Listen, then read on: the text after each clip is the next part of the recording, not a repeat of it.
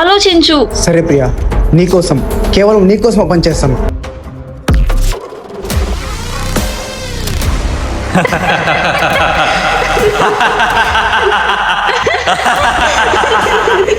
ఇంకా నేను మిస్ చేసుకోను. I love you two.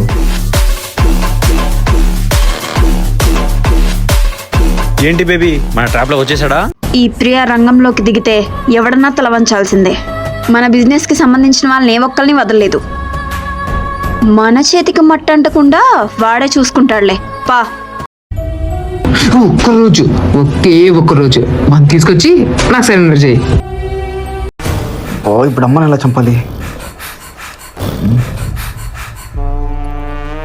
అమ్మ పడుకుంది, ఇది మంచి టైం.